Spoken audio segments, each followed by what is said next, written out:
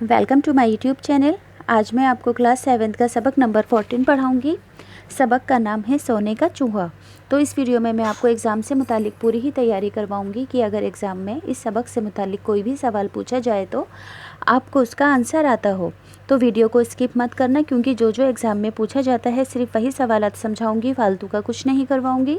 सबसे पहले अल्फाज मायने जानने निहायत ज़रूरी है। जैसा कि मैं हर बार बताती हूँ कि आम बोलचाल की भाषा नहीं लिखनी है, एग्ज़ाम में इन्हीं लफ्ज़ों को लिखना है। और जिन बच्चों की उर्दू वीक है उन्हें स्पेलिंग के साथ लर्न करना है। तो पहला लफ्ज़ है सौदागर। कहते हैं ताजिर या तिजारत करने वाले को, बिज़नेस करने वाले को, व्यापार करने वाले को। ताजिर का मतलब होता है तिजारत करने वाला, यानी कि बिज़नेस के लिए सफ़र करने वाला। एक जगह से दूसरी जाकर सफ़र करते हैं ना बिज़नेस के लिए, तो उसे कहते हैं होनहार, यानी कि अक्लमंद। सरमाया कहते हैं पूंजी, दौलत या रुपया पैसा जो हमारे पास इकट्ठा होता है वो सरमाया कहलाता है। मुनाफा, फ़ायदा। एहसानमंद यानी कि एहसान मानने वाला। शुमार कहते हैं गिनती को। इनकसारी यानी कि नरमी या फिर आजिज़ी को कहते हैं। मुतासिर करना यानी कि अट्रैक्ट करना या फिर असर डालना। सभी अल्फाज मायने पढ़कर बता दिए हैं। अब मैं आपको इस सबक का खुलासा समझाऊंगी, क्योंकि एग्ज़ाम में किसी भी सबक का खुलासा आपसे पूछा जा सकता है। तो एग्ज़ाम में किस तरह से खुलासा लिखना है वो समझाने जा रही हूँ।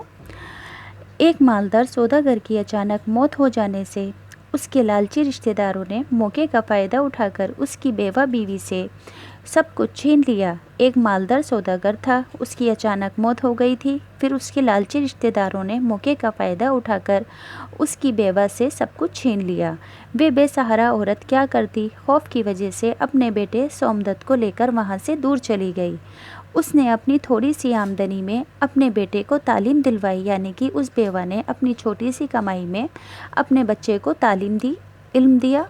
16 साल का होने पर माँ ने उसे तिजारत यानी कि काम धंधा व्यापार करने की सलाह दी और कहा कि हमारे पास सरमाया यानी कि जमा पूंजी दौलत नहीं है जो कि मैं तुम्हें काम करने के लिए पैसा दे दूं। तुम ऐसा करो कि शहर में एक अमीर ताजिर रहता है, वे होनहार नौजवानों को कारोबार करने के लिए रकम उधार देता है। उसके पास जाकर उससे मदद मांग लो तो तुम्हें भी मदद मिल जाएगी। अमीर ताजिर के घर पहुंचकर सोमदत्त ने देखा कि व्यापारी किसी दूसरे नौजवान पर नाराज़ हो रहा है। अमीर ताजिर के घर पहुंचकर सोमदत्त ने देखा कि वो व्यापारी जो कि पैसे उधार देता है किसी दूसरे नौजवान पर नाराज़ हो रहा है और कह रहा था कि कारोबार के लिए दिया हुआ सारा रुपया तुमने गंवा दिया और कोई मुनाफा नहीं, तुम कारोबार करना नहीं जानते। एक होशियार आदमी एक मरे हुए चूहे को भी पूंजी यानी कि सरमाया मानकर पैसा कमा सकता है। सोमदत्त पल भर में उस मरे हुए चूहे को ताजिर से ले गया और कहा, मैं आपसे पूंजी की शक्ल में ये चूहा उधार ले रहा हूँ। सोमदत्त मरे हुए चूहे को लेकर जा रहा था।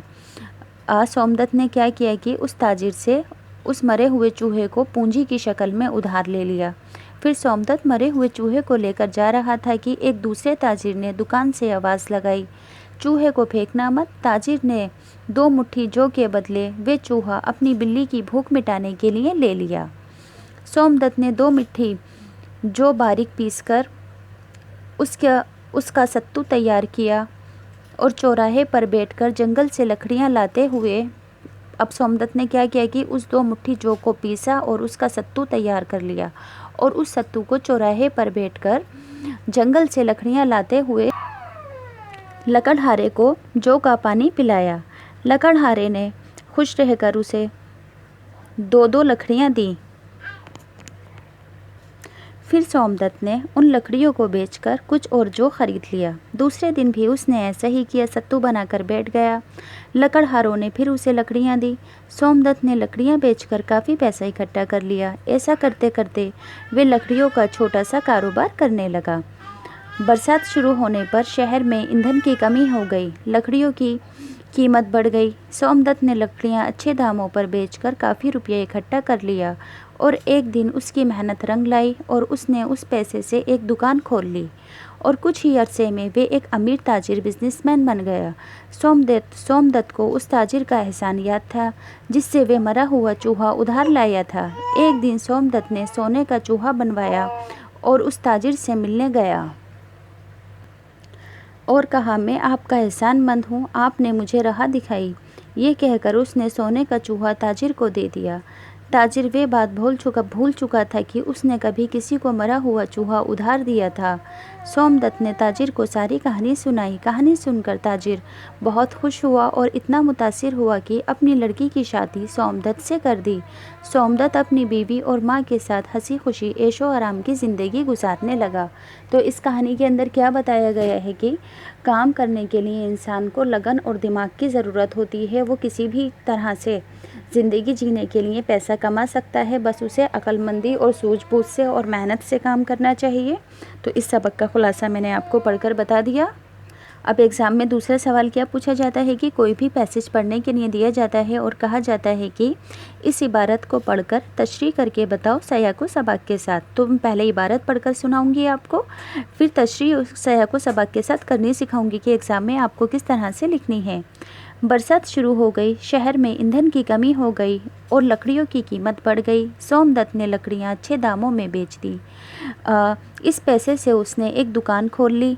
अपनी होशियारी और मेहनत से वे कारोबार में तेज़ी से तरक्की करता गया। कुछ ही सालों में उसका शुमार शहर के अमीर ताजिरों में होने लगा। लेकिन वे उस अमीर ताजिर को नहीं भूला जिससे उसने मरा हुआ चूहा लिया था। एक दिन उसने सोने का चूहा बनवाया और उस ताजिर से मिलने गया और फिर कहने लगा कि मैं आपका बहुत एहसानमंद हूँ सेठ जी। उसने सर झुकाकर कहा, आपने मुझे राह दिखाई। ये कहकर उसने सोने का चूहा ताजिर को दे दिया। ताजिर ने हैरत से कहा, ये क्या है? क्या मैंने तुम्हें कुछ उधार दिया था? तो पैसेज पढ़ दिया मैंने। आगे भी थोड़ा सा है। जी हाँ, आपने मुझे एक मरा हुआ चूहा उधार दिया था। सोमदत्त ने ताजिर को सारी कहानी सुनाई।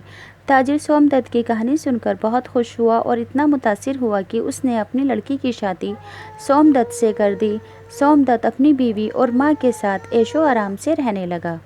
अब सयाको सबक के साथ तशरीह करनी है। सयाको सबक में लिखेंगे कि मंदरजा बाला इबारत उर्दू की दरसी किताब जान पहचान के सबक सोने का चूहा से ली गई है।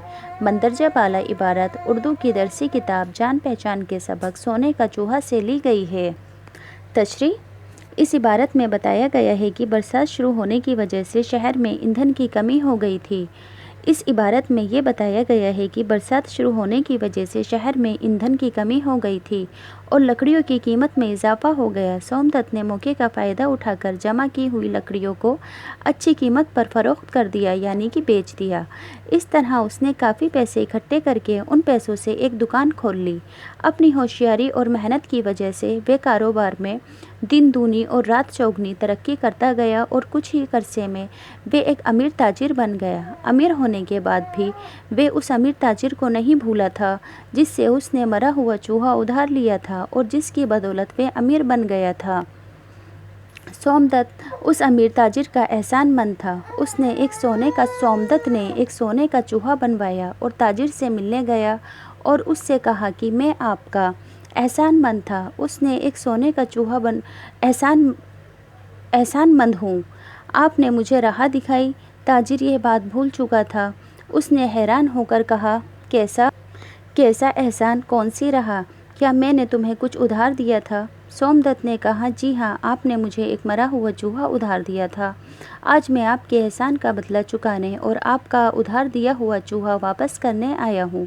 ये कहकर उसने सोने का चूहा ताजिर को दे दिया और सारी कहानी ताजिर को सुनाई। सोमदत्त की कहानी सुनकर ताजिर बहुत खुश हुआ और इतना मुतासिर हुआ कि अपनी लड़की की शादी सोमदत्त से कर दी।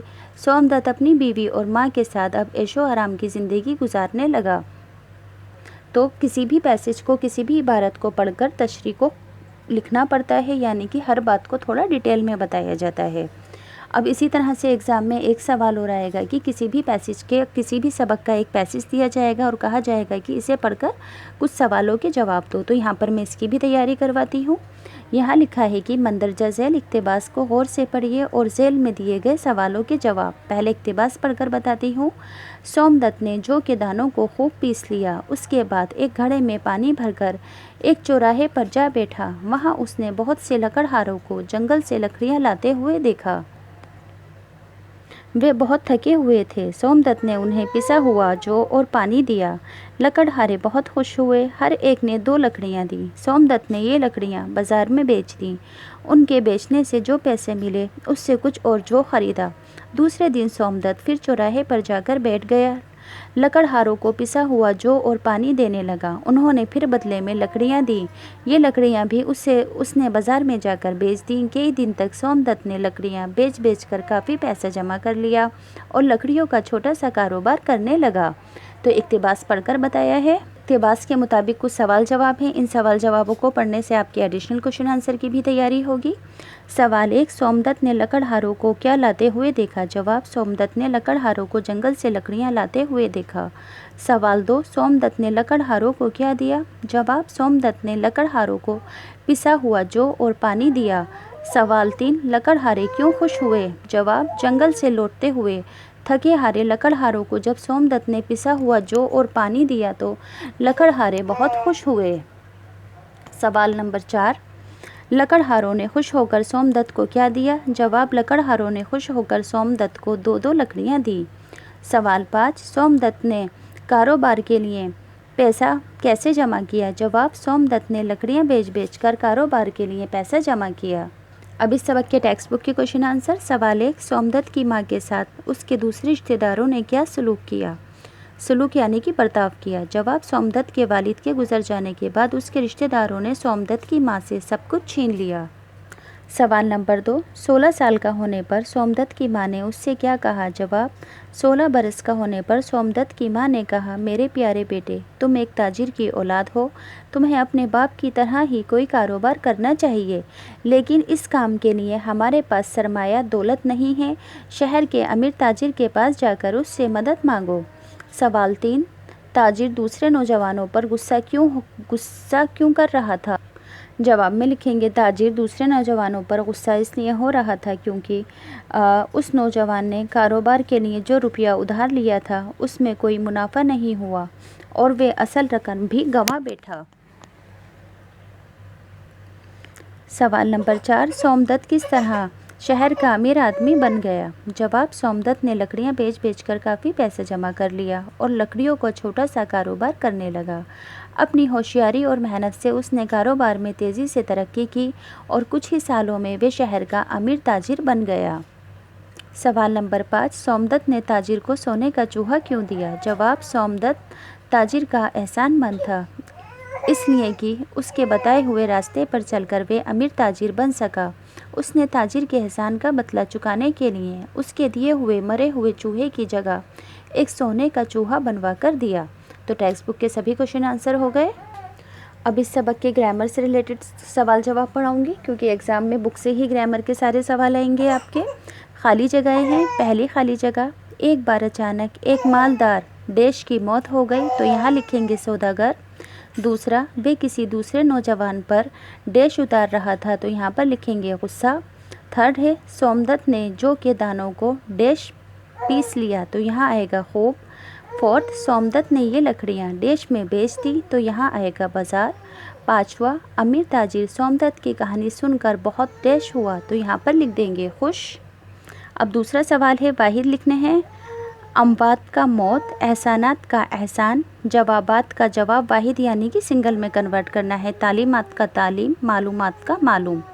अगला सवाल है, नीचे दिए हुए लफ्ज़ों को मिसाल के मुताबिक करके लिखना है।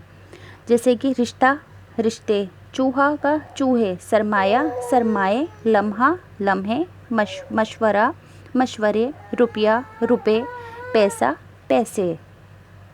ऐसे ही नेक्स्ट है, नीचे दिए हुए लफ्ज़ों को मिसाल के मुताबिक बदल कर लिखना है।